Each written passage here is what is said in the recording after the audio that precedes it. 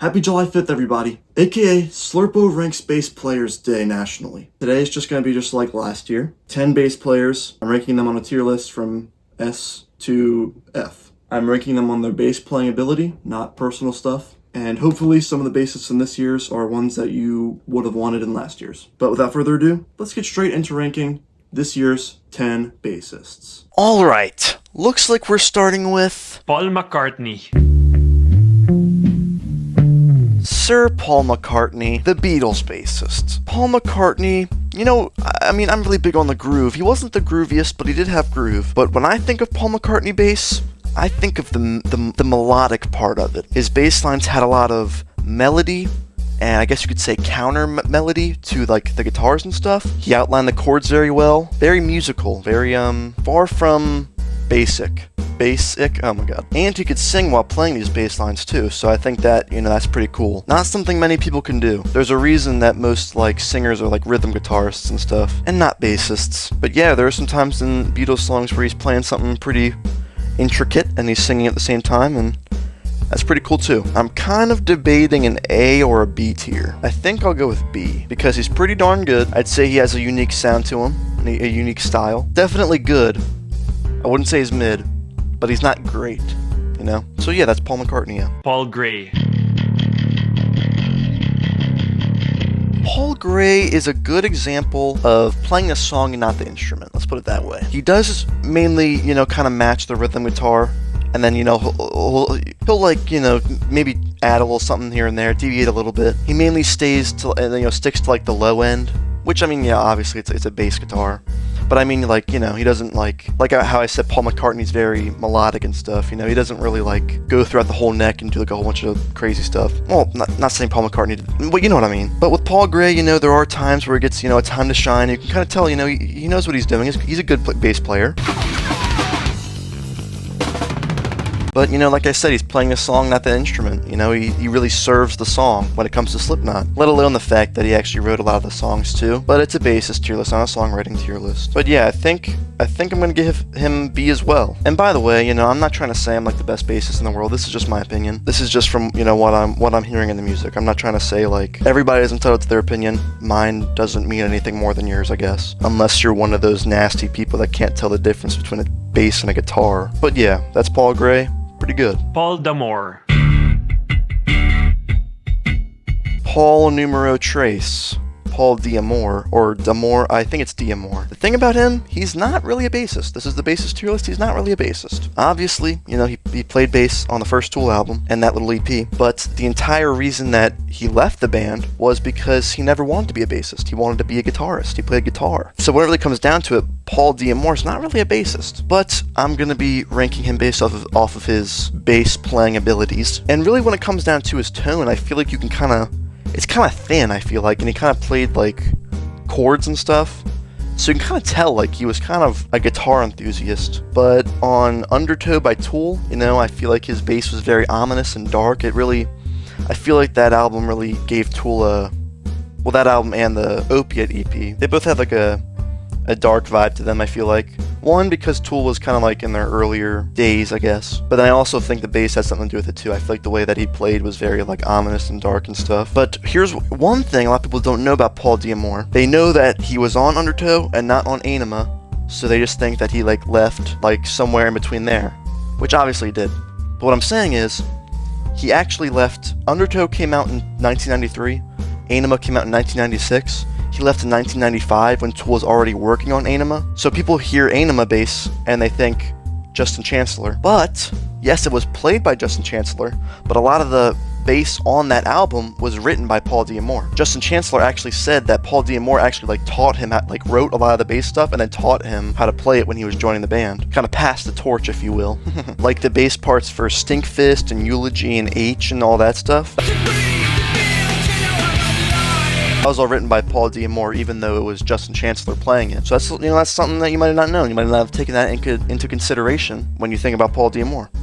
So in saying that, are these the 3 Pauls or the 3 B tiers? I'm just now realizing that I put Paul McCartney at B tier, and that's going to get me a lot of shit. I want to re-clarify. that I do think he's a good bassist and he's very influential. But let's just pretend there's a B.5 tier. Let's put it that way. But in my personal opinion, this is how much I like these bassists. I know in my last video I got a decent amount of comments who were pissed at me and shit. And I can already tell I'm going to get them now from these Pauls. But yes, those are the first three Pauls. Let's get into number 4, whose name is not Paul. It's actually Justin Chancellor. You probably could have guessed this because I just ranked the other Tool bassist, Justin Chancellor, the main bassist of Tool. Like when you think of Tool bass, you probably think of him. I would say Justin Chancellor's, I think that's how you pronounce it. I would say his bass lines are very catchy, but they're also very complex because, you know, he's doing a lot of, well, you know, it's Tool. Let's just put it that way. I'd say he also has a lot of groove, and at least in some of the songs. I feel like there's definitely times I'm listening to Tool. I feel like Paul D'Amour didn't really have that groove, but Justin Chancellor, you know, like the tone of his bass, I feel like, you know, he uses effects and stuff, and the tone of his bass is very, like, angry. I feel like he really has, like, a good, like, attack.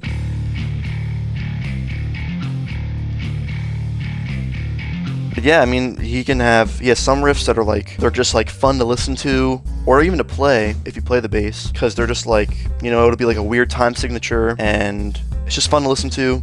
But then he has other ones where it's like the Pot, where it's like really groovy and stuff. Or like Jam By and stuff. And I mean, he's in the pocket too when he plays this stuff too. And how many bassists could really play in the pocket with Danny Carey? I mean, that's crazy. I mean, this isn't a drummer tier list, but Danny Carey's like the best drummer of all time. So I mean, being able to play like so in sync with Danny Carey, I'm kind of glazing, but you get what I'm saying. But yeah, that's Justin Chancellor. Let's go. Wait. Justin Chancellor, I'm not, wait a minute, I forgot, I'm not just talking about these guys. Where the fuck am I ranking them? I almost just fucking moved on. I'm so used to doing like top 10 videos where I just like talk about them and give my opinion. I mean, it's kind of BS, right? Come on. It's Justin Chancellor. John Campbell. Alright, John Campbell, very underrated, probably the most underrated on this tier list. Already, Lamb of God, you know, it's a big band, obviously, but it's not, like, mainstream or something. It's not something that, like, you know, not something that, like, everybody's heard of, I guess. But John Campbell, I feel like when I hear people talk about Lamb of God, one, people rarely ever talk about him, and when they do, they're always just kind of saying, like, you know, oh, he plays the same stuff as the rhythm guitar, you know, shit like that. And here is my rebuttal. Yes, I will agree that John Campbell pretty much matches the rhythm guitar. But this is what I want you to think of. He's matching it almost perfectly, and Lamb of God riffs are like insanely difficult. I mean, not all of them, but like some of them are like really hard. And there's this debate about, you know, oh, is bass easier than guitar? When people say bass is easier than guitar, it's because there's a lot of bassists that just play root notes and shit, and they don't have to play chords. He's like matching these guitar riffs on the bass. The bass is bigger, heavier, thicker strings, so you have to press down more, and the frets are farther apart, so you have to spread your hands more.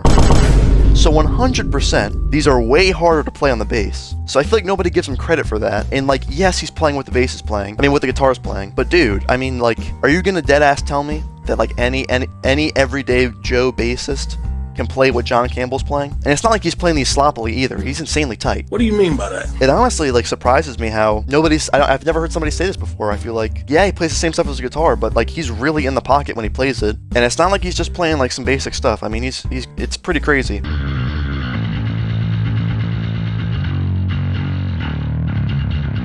So because of that, I will give John Campbell an A tier.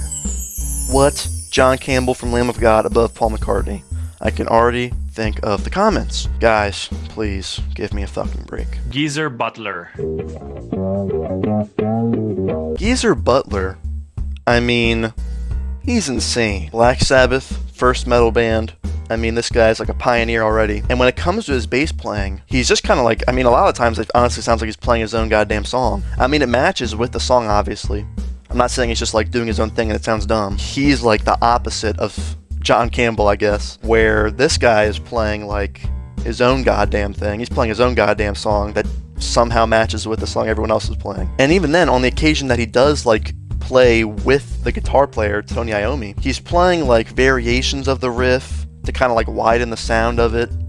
And even then, like, he plays like chops and fills and stuff, like in between the riffs and stuff. So I mean, he's a good bassist. He's really doing his own thing and stuff. Geezer Butler's a good one. He's got groove. I really like his, like, I don't know what to call them, like fills, I guess. I don't know. Fills makes me sound like it reminds me of like drums, I guess. So I don't know what you'd call them. But yeah, Geezer Butler's good. Personally, I'd give him an A tier. I mean, also writing wise, I know that's another thing to think about, is that what he's doing might not seem that crazy, I guess.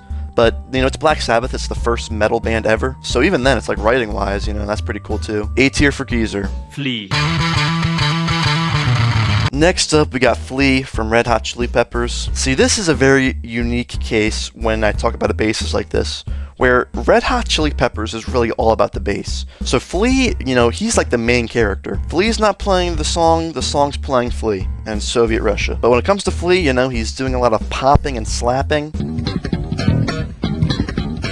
There is just a lot of, I don't know, it's like his bass sound is very like recognizable. I feel like you can kind of like hear him play bass and just know that it's him. And he seems, you know, he's pretty good with the popping and slapping and stuff. I will say sometimes, you know, he's kind of doing too much. You know, I feel like sometimes he kind of overplays. And for a bassist, that's kind of crazy. I mean, like, that's really like, damn. Bassists don't really overplay much. But Flea, he's an exception. I mean, Red Hot Chili Peppers as a whole is kind of an exception. That's just like a bass band. For instance, like the national anthem that he played at that like basketball game. I mean, what the fuck?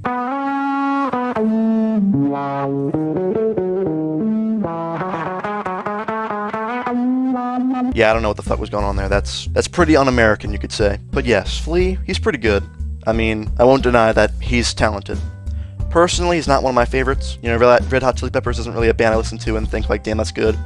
I do listen to him and think like, that's talent, but his personal style of playing isn't really for me, I guess. So I think I'd give him a B tier. I mean, he's definitely good. He's just kind of like not for me, I guess, is kind of the way I'd put it. So yeah. Sid Vicious. Sid Vicious from the Sex Pistols. This is ass. Sid Vicious from the Sex Pistols was hired by the Sex Pistols not because he could play bass, but because he looked punk. And this is very evident when you hear him play bass,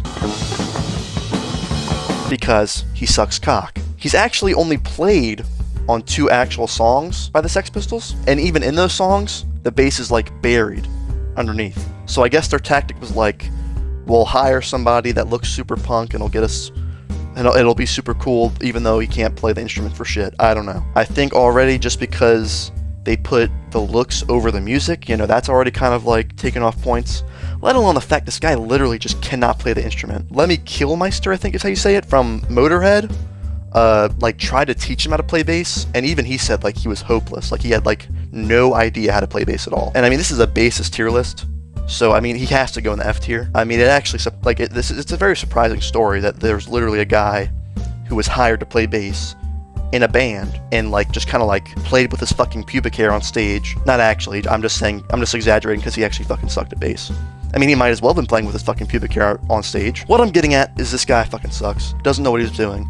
Why the fuck did this happen? Why did they hire him? I don't know. Like, it's not even like he just played like root notes. Like, there are famous bassists, or like bassists in famous bands who just play the root note and shit, and it's like a fucking chimpanzee could do that. Like, this dude fucking sucked. I don't know. It kind of just blows my mind. It's like, what the fuck were they thinking? Anyway, next up we have Rex Brown.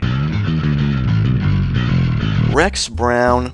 I would say he's my personal, like, if I had to pick a bassist who I think would, like, inspire my bass playing the most, I would say it'd have to be Rex Brown.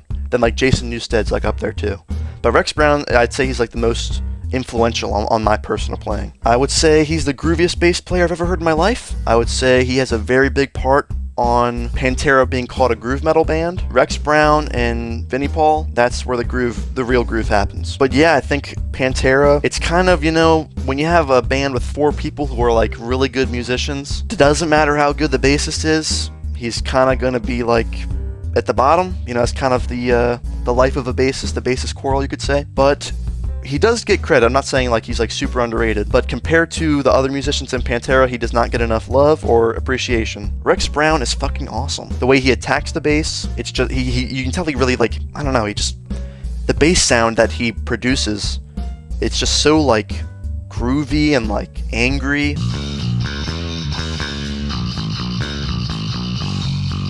I don't know, it's like, he's like the grooviest bass player ever. And he's like so in the pocket too. It's like, I don't know, it's like people talk about bassists. I rarely ever hear people talk about Rex Brown, but it's like, Rex Brown is like, I mean, he's my personal favorite bassist, so I can probably tell you what tier he's gonna go on. But yeah, Rex Brown, it really does make me upset that people don't talk about him as much. But, you know, obviously he's going to be in the S tier for me, just because of the groove. I feel like, you know, if you can make my body have a reaction by the way that you're playing an instrument, then there you go. As long as you're not Sid Vicious and the body reaction isn't me throwing up. Haha. But really, Rex Brown, so much groove. I hope one day I can play with as much groove as him, because that's really what I strive for when I play is the groove, and I feel like he's really got what I aspire to be. But anyway, Leslie Claypool. Les Claypool. He is an acquired taste. He has a very special way of playing the bass guitar that I feel like you either love it or hate it. Personally, even though I just said love it or hate it, I'd say I like it. I mean, you know, I like Primus. It's not one of my favorite bands ever. Again, kind of like Red Hot Chili Peppers. Actually, I'd say more with Primus. The bass is the main character, and Les Claypool plays the bass in a very strange way. And I wouldn't say strange, I guess. He doesn't play it strangely. I feel like the bass just has a strange role in the band, where there's a lot of slapping and popping, and the way that he does it, like, it's not even like all notes. He kind of plays it like percussively as well. He does it very fast too. But then as well as that, he does like some strumming of like, he does like power chords.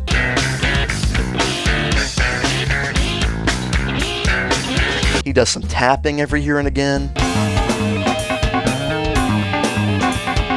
Then, you know, the guitarist will like play some weird shit over top of that, and the drums will keep the beat.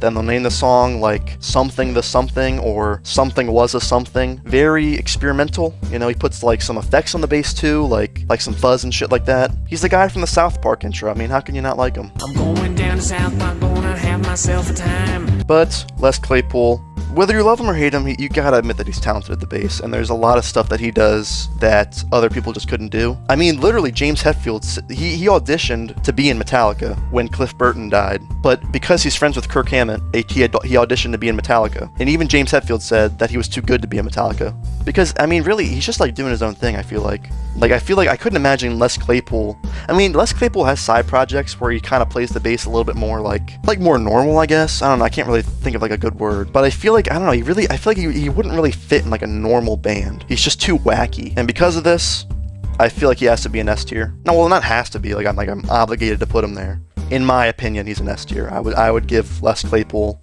the S tier. So guys, that's 10 bassists right there. Let me know if this year's bassist tier list is better than last year's. If you haven't seen last year's, you should go check it out. If you disagree with any of these, then feel free to tell me in the comments. You know, don't be a dick about it. There were some people in last year's who were just fucking mean.